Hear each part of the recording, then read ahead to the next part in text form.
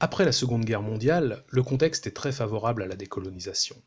En effet, les deux grandes puissances coloniales, la France et la Grande-Bretagne, sortent très affaiblies de la guerre. Et les mouvements nationalistes deviennent donc de plus en plus revendicatifs, se référant, entre autres, aux valeurs prônées par les démocraties occidentales, la liberté, l'égalité et les droits de l'homme.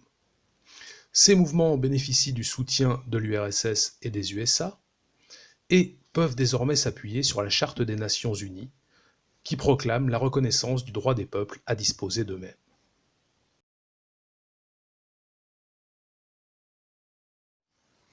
Gandhi, leader du Parti du Congrès, mène depuis l'entre-deux-guerres des actions non violentes, dénonçant la domination coloniale et remettant en cause la présence anglaise en Inde. Petit à petit, il obtient un peu d'autonomie pour les provinces et engage les négociations pour l'indépendance en 1945. Dans le même temps, Gandhi, défenseur de l'unité de l'Inde, est à la recherche de compromis avec les partitionnistes de la Ligue musulmane d'Ali Jinnah, qui souhaitent la création d'un État musulman. En août 1947, l'indépendance de l'Inde est proclamée et l'ancien État indien est divisé en deux États, l'Inde et le Pakistan musulman. On assiste alors à de nombreux transferts de population et de nombreux massacres entre hindouistes et musulmans.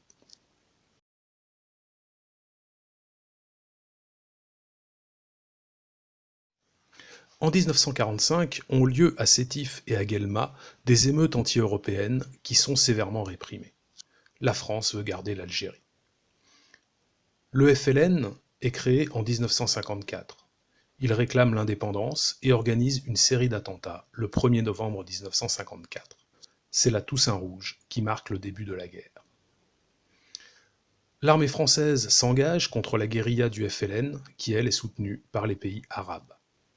Les méthodes de l'armée française sont discréditées au plan international et la population s'oriente vers le FLN. En 1958, le général de Gaulle, rappelé au pouvoir à cause de la crise algérienne, engage un processus de négociation qui rencontre immédiatement l'opposition des partisans de l'Algérie française. Ces derniers créent l'OAS en 1961, qui va réaliser de nombreux attentats. Le 18 mars 1962, les accords d'Évian marquent la fin de la guerre. En juillet 62 est proclamée l'indépendance, après référendum.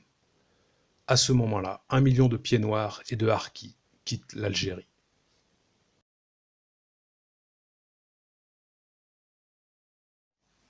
En Inde, la décolonisation a des conséquences politiques. La constitution indienne est proclamée en 1950. Elle met en place des institutions démocratiques inspirées du modèle britannique. L'Inde prétend être la plus grande démocratie du monde. Son système fédéral apparaît efficace. La décolonisation a aussi des conséquences humaines. L'État indien met en place le principe du sécularisme, qui est une sorte de laïcité. Cela permet une bonne gestion des diversités ethniques, religieuses et culturelles. Cependant, une large partie de la population reste très pauvre. Enfin, la décolonisation a aussi en Inde des conséquences économiques. L'État indien met tout d'abord en place une stratégie de développement autocentrée. Il va encourager au développement de l'agriculture à travers la Révolution verte pour pouvoir nourrir une population nombreuse et qui augmente. Depuis les années 90, les entreprises indiennes s'insèrent dans les circuits économiques internationaux avec notamment les industries de pointe et les services.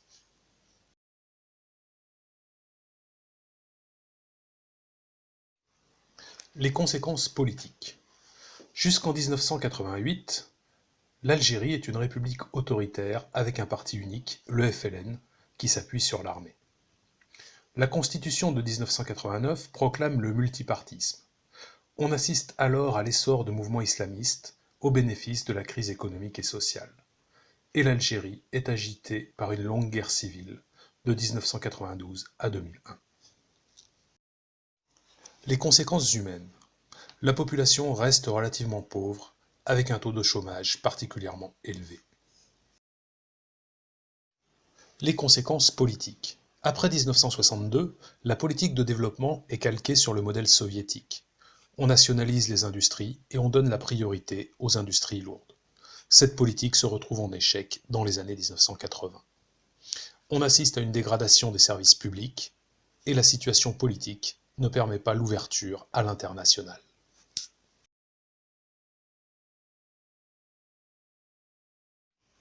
Ces nouveaux États, issus de la décolonisation, manifestent leur volonté d'exister sur la scène internationale, sans devenir dépendants ni du bloc de l'Est, ni du bloc de l'Ouest.